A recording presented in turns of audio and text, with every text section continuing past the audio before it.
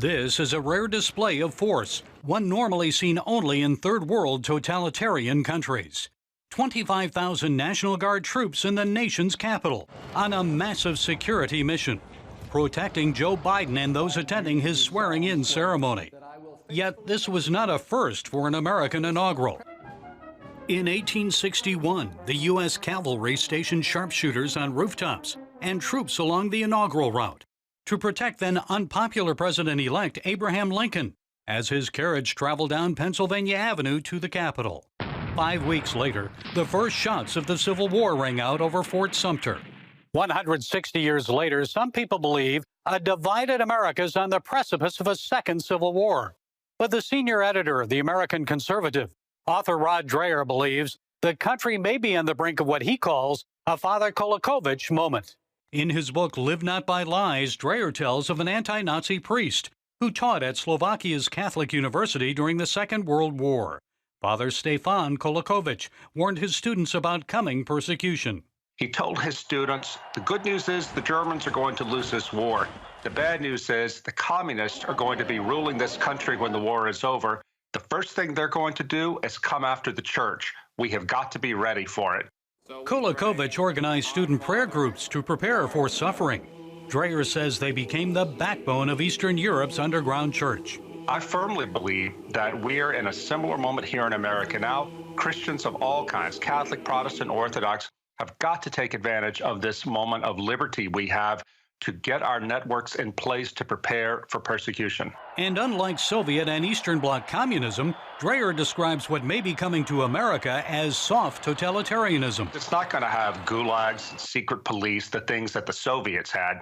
Rather, this is something that's going to be done mostly by big tech, limiting access to the economy and keeping it so that only those who conform with what the regime wants can participate in the economy. Social media's speech censorship and Amazon's recent shutdown of servers for the popular conservative website Parler may provide a clue as to what may lie ahead.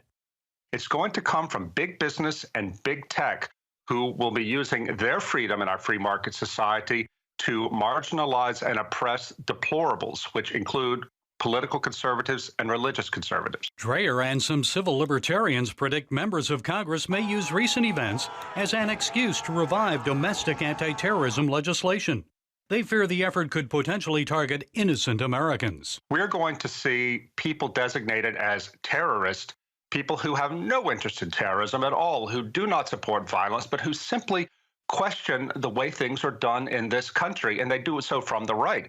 I believe that Christians, conservative Christians, are going to be targeted too. And there will be no discrimination between us peaceful conservative Christians and those who want violence. And Dreher believes while the COVID-19 pandemic is a serious issue, it is also pushing an already dependent American society toward a willingness of being controlled. It has put us in a position and a mindset of fear and control, and where we can be open to being told what to do by the government. And I think that this has been a dry run, if you will, for greater control. One that covers nearly every aspect of your life, courtesy of big government, big tech, and big media. It's already happening in China, where the communist government has implemented a social credit system that forces citizens to conform to what the government wants.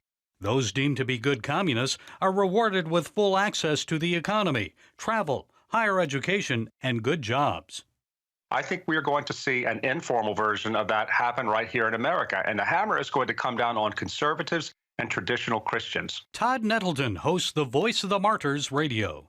Maybe it will affect your employment. Maybe it will affect your opportunities for promotions or advancement in your job. Dreher says American Christians need to prepare. We in the American church know nothing about suffering. We've had it good for a long time.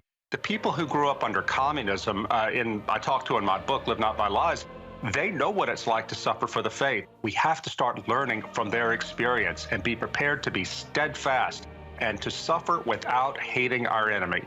Christ said, the world hates me. If you follow me, the world will hate you too. We haven't, as American Christians, really experienced that very much. That may be changing, and we may be seeing the day where it really does cost someone to follow Jesus Christ boldly, even right here in the United States. Gary Lane, CBN News.